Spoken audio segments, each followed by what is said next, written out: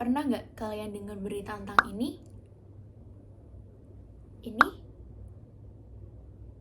Ini? Ini? Atau bahkan tentang ini? Ya, udah gak asing banget ya sih kita dengar berita itu. Bisa aja nih kita dengarnya dari televisi, dari surat kabar, bahkan sekarang itu dari sosial media seperti kayak TikTok, Instagram, WhatsApp, dan lain sebagainya. Dari berita di atas, yang paling di-highlight itu adalah tentang adiksi rokok. Sebenarnya apa sih adiksi rokok itu? Adiksi berasal dari bahasa Inggris addiction, yang artinya kecanduan.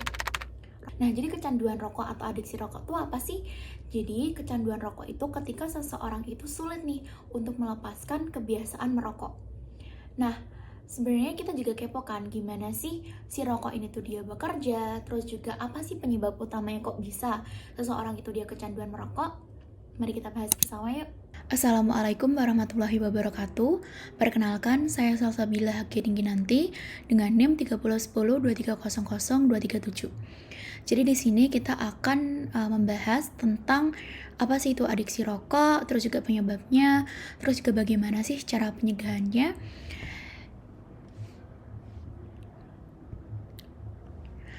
Seperti yang udah dibahas tadi, apa itu adiksi rokok? Jadi adiksi rokok itu dia dari mana seseorang itu dia kesulitan nih untuk mengendalikan kebiasaan merokoknya. Nah, yang pertama itu dimulai dari etiologi atau dari asal mulanya seseorang itu bisa kecanduan rokok atau faktor penyebabnya. Nah, yang pertama itu dari faktor lingkungan. Faktor lingkungan itu dia bisa banyak banget, bisa dari keluarga, mungkin dari orang tuanya, dari ayahnya mungkin ada yang merokok, mungkin juga pernah ditawarin sama ayahnya, ini ada rokok, silahkan dicoba. Gitu. Atau mungkin dari teman-temannya, teman-teman di sekolah, atau teman-teman main di luar. Dimana kayak awalnya tuh pasti dia kayak coba-coba, disuruh sama temannya, ini nih coba nih rokok, enak kok, bikin kita jadi kayak tenang gitu. Atau juga mungkin dari si anaknya itu dia kepo gitu, kayak gimana sih rasanya rokok gitu. Terus yang kedua itu adalah faktor sosial. Jadi kalau faktor sosial itu tadi ada sosialnya mungkin di daerah tempat tinggalnya ya. Mungkin dari situ banyak nih tetangganya yang perokok sehingga dia itu ikut terbawa gitu. Terus yang ketiga itu adalah faktor ekonomi. Kalau faktor ekonomi biasanya kalau orang faktor ekonominya itu dia rendah, itu kecenderungan stresornya tuh dia tinggi. Jadi dia tuh akan merasakan cemas, stres banget ya. Terus dia tuh berpikir gitu, apa sih pengalihan biar aku tuh nggak stres gitu. Biasanya dia kayak udah merasa stres kayak gitu, dia cobalah rokok. Biar apa? Biar dia merasa tenang, biar dia merasa lebih enakan, nggak cemas, nggak gelisah, nggak panik. Dan yang terakhir itu pasti adanya depresi. Ya, depresi tadi dimulai dari stres, dimana mungkin banyaknya tekanan dari luar, mungkin dari tuntutan pekerjaannya, dari lingkungan keluarganya, dari lingkungan sosialnya. Ini adalah gambaran orang yang kecanduan merokok. Jadi yang pertama, dia itu bakalan ngerasain sakit kepala. Terus yang kedua itu dia cemas. Ini adalah gambaran orang yang cemas ya. Biasanya kalau nggak ngerokok sehari aja tuh dia bakalan cemas. Karena dia udah kecanduan, jadi dia tuh kayak gelisah gitu bawaannya. Terus juga dia bakalan sulit konsentrasi. Terus juga dia bakalan sulit untuk mengendalikan emosi. Dia bakalan gampang marah. Terus kalau pada malam hari dia itu sulit tidur dan juga sering lapar. Nah, kalau sering lapar ini yang bisa nyebabin dari peningkatan berat badan. Nah, akibat kecanduan rokok itu kan pasti akan berdampak pada kondisi fisik kita, terutama tuh fisik. Dimana perokok itu kan dia ada dua ya, ada perokok aktif sama perokok yang pasif. Jadi yang pertama itu akan menyebabkan kerontokan rambut, nanti dia akan menyebabkan gangguan pada matanya tuh nanti kayak ada katarak kalau udah parah banget kecanduannya. Terus juga kehilangan pendengaran lebih awal dibandingkan bukan perokok. Itu untuk perokok yang pasif. Nah, itu adalah yang paling banyak itu adalah menyebabkan penyakit paru-paru kronis. Nah, itu yang paling banyak itu adalah kanker paru-paru ya, yang seperti yang sering banget lah yang kita temui itu adalah kanker paru-paru, baik itu yang aktif ataupun yang pasif, itu sering banget kena kanker paru-paru. Banyak juga kasus itu anak-anak yang masih kecil, usianya baru 5 tahun, kena ISPA, kena asma, mungkin juga pernah agak gedean dikit udah kena kanker paru-paru, tapi dia sebenarnya apa nih penyebabnya gitu. ternyata mungkin dari ayahnya atau dari lingkungan dia tempat tinggalnya itu banyak perokok. Jadi dia nggak merokok, tapi dia menghirup dari paparan asap rokok tersebut.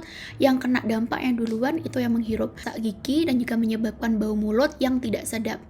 Nah, terus juga menyebabkan stroke dan juga serangan jantung. Terus dia akan menyebabkan mudah patah pada bagian tulangnya, udah rapuh ya, tulang-tulangnya dia udah rapuh. Terus juga bisa menyebabkan kanker leher rahim dan juga keguguran. Itu untuk yang pada wanita. Maksud selama kehamilan ibunya tuh bakalan normal-normal aja, tapi setelah dilahirkan nanti anaknya mempunyai keterbelakangan mental atau kondisi medis yang lain yang mungkin menyebabkan, mohon maaf, mungkin anaknya nanti akan lahir cacat atau bagaimana. Terus juga akan menyebabkan kemandulan ataupun impotensi dan juga akan menyebabkan kanker kulit. Terus gimana sih pencegahan dari orang yang kecanduan merokok? Nah, yang pertama kita harus bisa pengelolaan stres, dimana ketika kita stres ya larinya jangan ke rokok gitu. Terus juga kita bisa menghindari pemicu kebiasaan merokok, yaitu tadi ya kita harus pintar-pintar memilih dari pertemanan. Terus juga kita kalau seumpama diajak, kita juga harus bisa menolak.